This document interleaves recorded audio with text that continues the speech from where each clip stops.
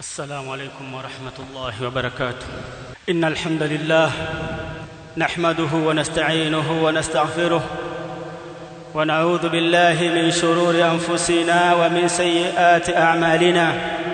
من يهده الله فلا مضل له ومن يضلل فلا هادي له، وأشهد أن لا إله إلا الله وحده لا شريك له، وأشهد أن محمدًا عبده ورسوله. يا أيها الذين آمنوا اتقوا الله حق تقاته ولا تموتن إلا وأنتم مسلمون. يا أيها الناس اتقوا ربكم الذي خلقكم من نفس واحدة وخلق منها زوجها وبث منهما رجالاً كثيراً ونساءً، واتقوا الله الذي تساءلون به والأرحام إن الله كان عليكم رقيبا. يا أيها الذين آمنوا اتقوا الله وقولوا قولا سديدا يصلح لكم أعمالكم ويغفر لكم ذنوبكم، ومن يطع الله ورسوله فقد فاز فوزا عظيما. أما بعد، فإن أصدق الحديث كتاب الله، وخير الهدي هدي محمد صلى الله عليه وسلم، وشر الأمور محدثاتها، وكل محدثة بدعة، وكل بدعة ضلالة، وكل ضلالة في النار. أعاذنا الله وإياكم من النار. عباد الله، أوصيكم كما أوصي نفسي أولا بتقوى الله عز وجل. Enyi waja wa Allah, nakuhusieni kama ninavyohusia nafsi yangu kumcha Allah subhanahu wa ta'ala bif'ili al-ma'murat wa tarki al-manhiyat, kwa kufanya yale yaliyoamrishwa na kuacha yale ambayo tuliyokatazwa. Ndugu Waislamu, anasema Allah subhanahu wa ta'ala: إن عدة الشهور عند الله 12 شهرا في كتاب الله يوم خلق السماوات والأرض منها 4 حرم ذلك الدين القيم فلا تظلموا فيهن أنفسكم وقاتلوا المشركين كافة كما يقاتلونكم كافة واعلموا أن الله مع المتقين.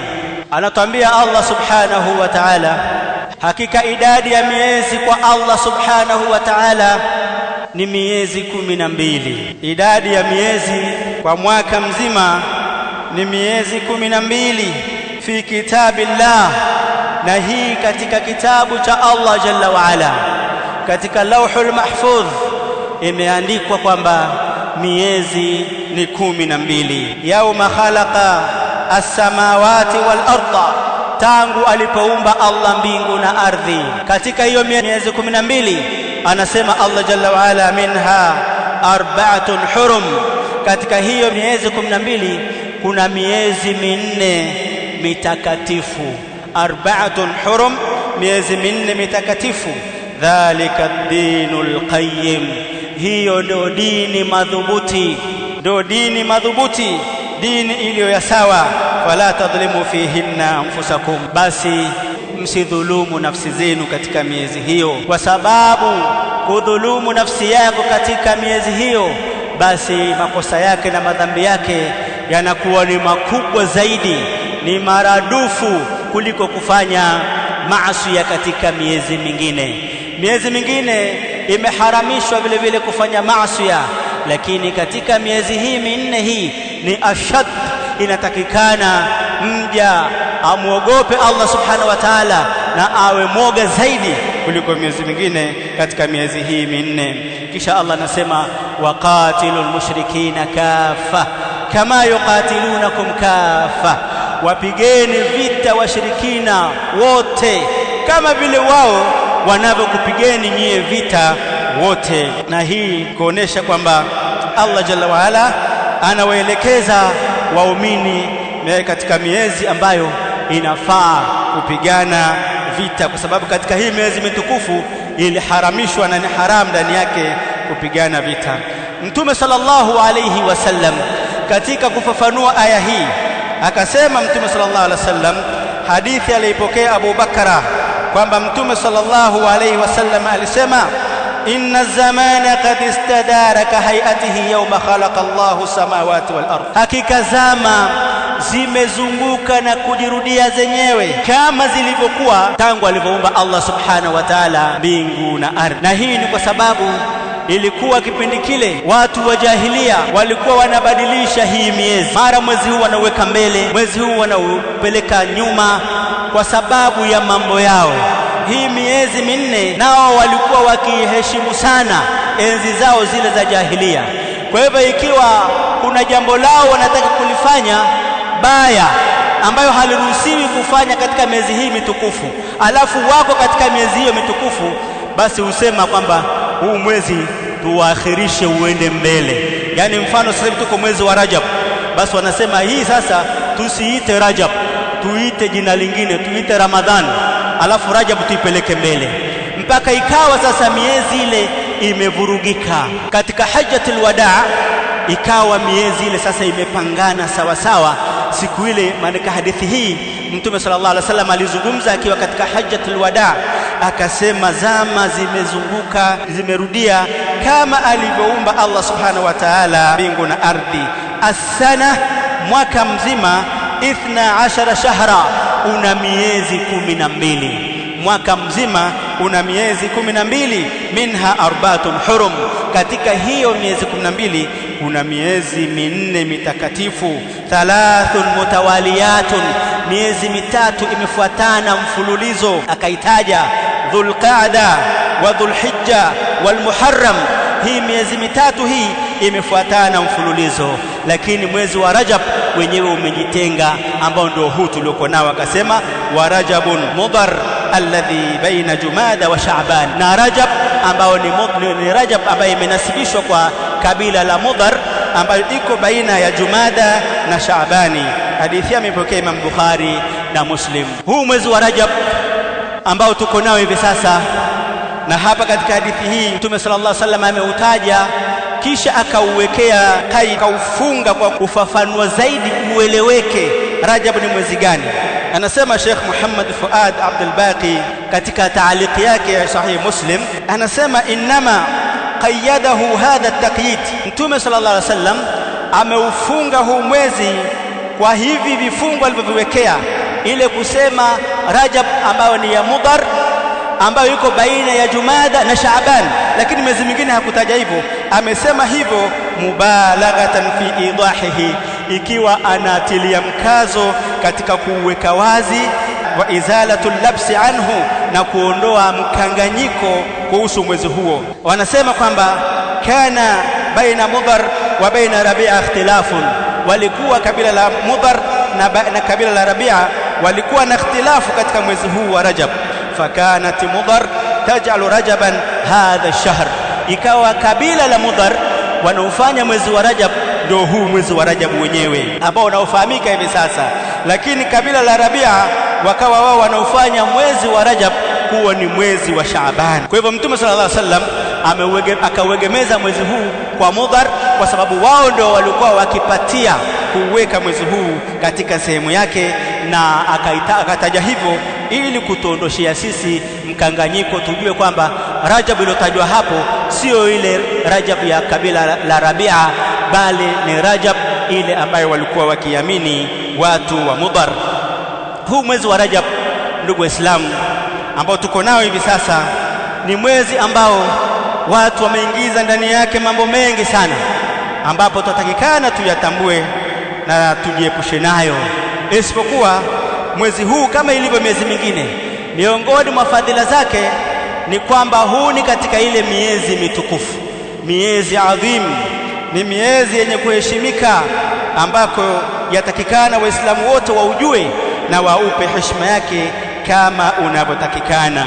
Ama kuhusiana na matendo maalum, kwamba katika mwezi huu kuna ibada mahsus ambayo inafanyika katika mwezi wa Rajab, mfano saumu mathalan, au kuna swala maalum kama vile salatu raghaib ambao huswaliwa Ijumaa ya mwanzo ya mwezi wa Shaaban katika wakati wa usiku, au kuna kutoa sadaka labda ambayo inafungamanishwa na mwezi huu wa Rajab, hayo yote haikuja dalili yoyote katika kuthibitisha kwamba kuna fadhila yoyote kwa kufanya hivyo katika mwezi wa Rajab.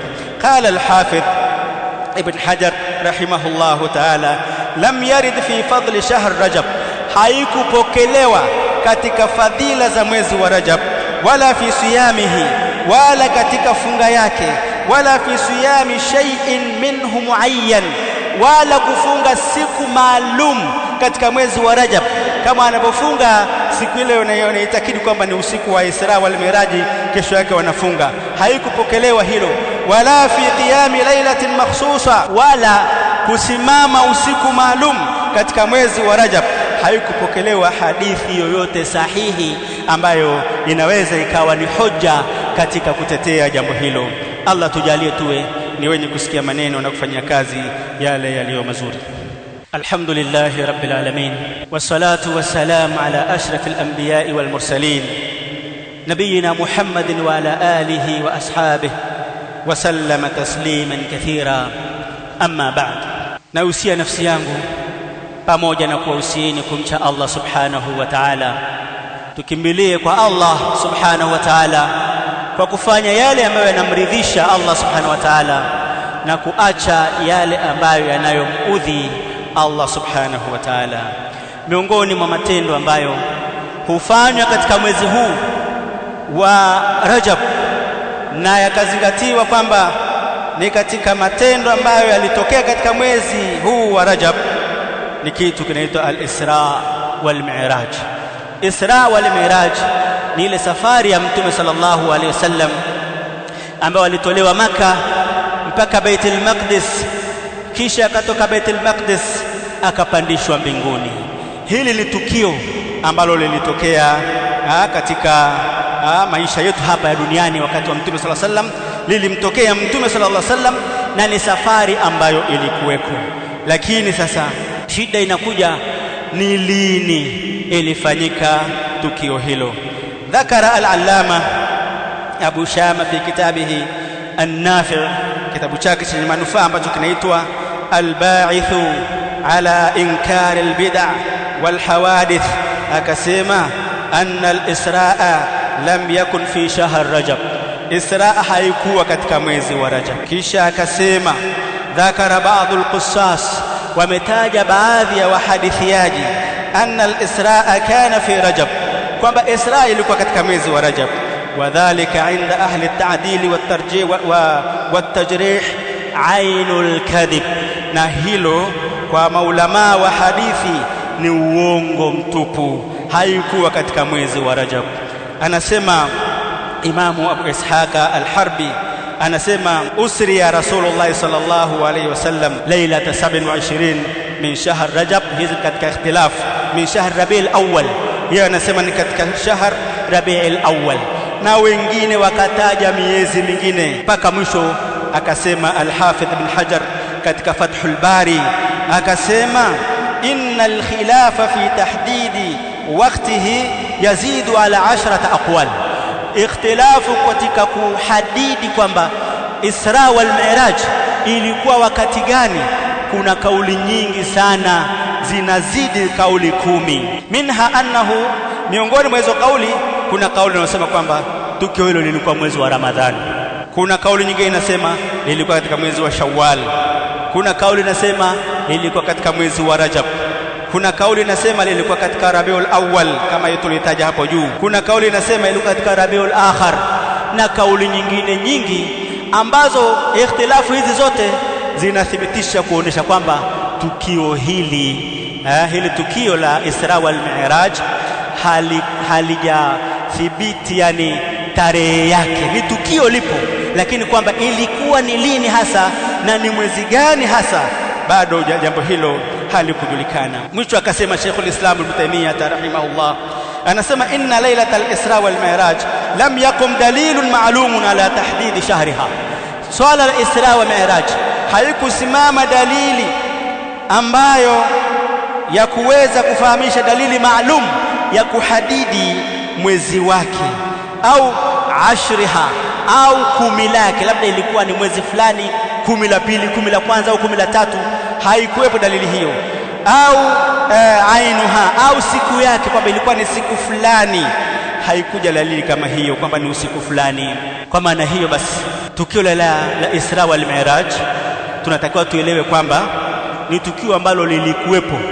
Wa khulasatul qawl inda almuhaqqiqin, mukhtasar wa kauli zote kwa wale muhaqqiquna wanaofuatilia mambo katika maulama, wanasema al-Isra wal Mi'raj lailatun adhima, ni usiku mkubwa sana, usiku ambao Mtume sallallahu alaihi wasallam alipelekwa mbinguni, akazungumza na Allah subhanahu wa ta'ala, akapewa swala 5 huko na mambo mengine akaja nazo hapa zile swala 5, lakini majhulatul ain, haujulikani kwamba ni siku gani ilikuwa, mpaka sisi tuainishe, tufanye hafla, tukusanyike, tusome kisa cha Miraj, usiku mmoja tusome, tuchukue wakati mrefu, na vile tufunge saum. Haijulikani kwamba ilikuwa ni siku gani. Hayo ndugu Waislamu, na ambao nilitaka tuwabainishie na tuelewe kwamba tuko katika mwezi huu na kuna matukio ambayo utayaona yanafanyika, lakini matukio hayo haikuthibiti dalili kwamba ndio wakati wake wa kuyafanya matukio hayo. Tumombe Allah subhanahu wa ta'ala atuthibitishe katika haki, atuoneshe haki kuwa ni haki na atuwezeshe kuifuata, na atuoneshe batil kuwa ni batili na atuwezeshe kuiepuka. Rabbana atina fid dunya hasana wa fil akhirati hasana wa qina adhaban nar. Allahumma ighfir lil mu'minina wal mu'minat wal muslimina wal muslimat al ahya'i minhum wal